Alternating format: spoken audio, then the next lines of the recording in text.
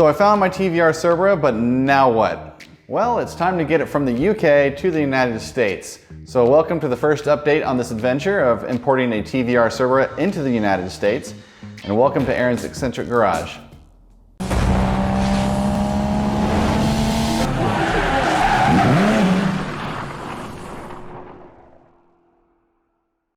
So before I go into the details of how I'm getting my TVR Cerbera into the United States from the UK, I did want to say thank you very much to everyone who has supported me along the way. I've met some amazing people over the past couple of years from around the world who are very excited about my adventure in bringing that Cerbera from the UK into the United States, something that's very unique and rare and very special. To motorbikes and stuff like that, you say? Yeah. I've got a Harley, KTM 690 SMC.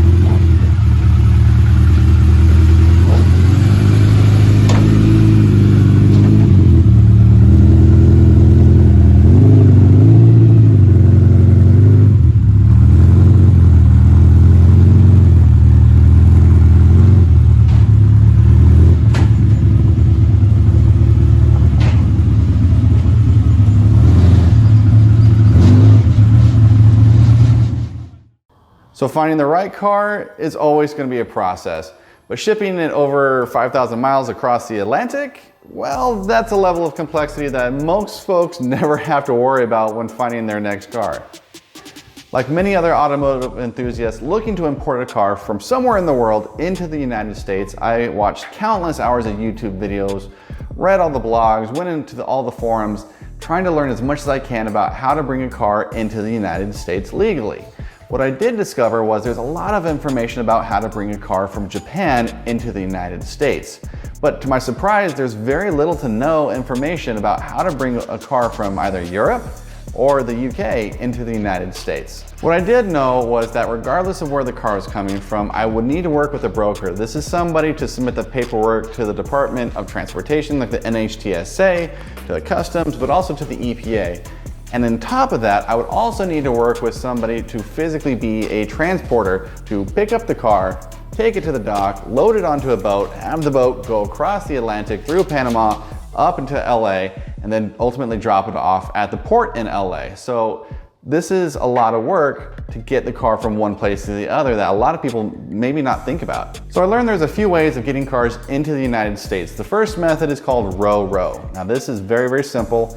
It's roll on, roll off. So you give the keys to somebody at the dock, they drive the car onto the boat, they park it among many other thousands of cars, and then once it gets to the destination, they drive it off. Now, this is the cheapest method. However, there are some pros and cons with this, and there's many online you can look up.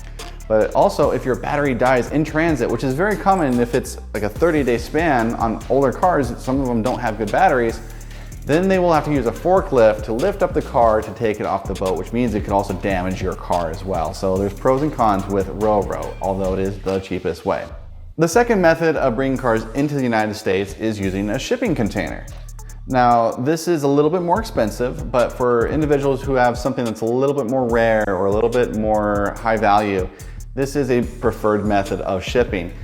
Now, not only does this provide a little bit more protection to the car, should a battery die or something similar, you don't have to worry about a forklift coming in and lifting the car off. They can just move the whole shipping container off the boat. Now, the third way of getting a car into the United States is the most expensive, but it is also the fastest. And that would be to fly your car from one place to the other. So flying a car is obviously the most expensive way of transporting a vehicle into the United States, but it is still kind of cool. So regardless of the method of how you want to bring your car into the United States, the one thing that you should always remember is insurance. Having transit insurance is absolutely vital, especially if the boat your car is on catches on fire and happens to sink into the ocean. A cargo ship carrying luxury cars caught fire at sea, and Portugal's Air Force was sent in to rescue the crew. So because the Cerbera is a rare car, and even more rare in the United States, and because I've never imported a car, I decided to reach out to my friend Jordan, who has imported cars before. Now Jordan goes by the handle of Lowballer GTR on Instagram, and he has imported some amazing vehicles over the years. And it was his recommendation that because the Cerbera is so unique and so special that I use a service that he's been using for years, and that's CARS, or Classic Automotive Relocation Services. Now I should preface, this is not sponsored by CARS in any capacity.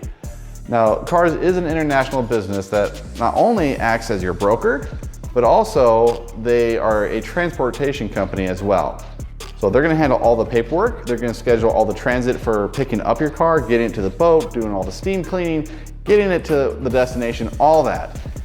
They primarily focus and specialize in concourse events, car shows, races, but also they do ship cars for individuals like myself who just wanna get their dream cars.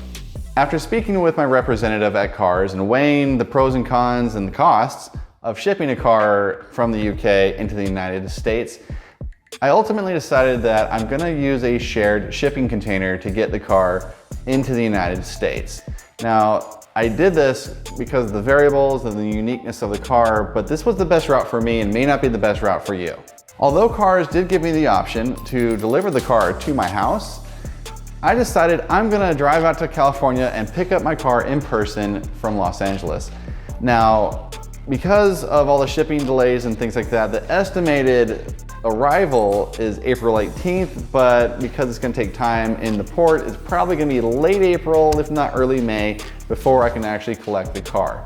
So if you do know the best car meets or the best cars and coffee out there in the Los Angeles area, please let me know, because I'd love to be able to bring the Cerbera out to one of those events while I'm still in California. So stay tuned in the coming weeks for further updates where I'm gonna talk about why I chose a TVR Cerbera, how I found my car, but also a little bit of history behind the car itself, which is really cool. So until next time, thanks for watching.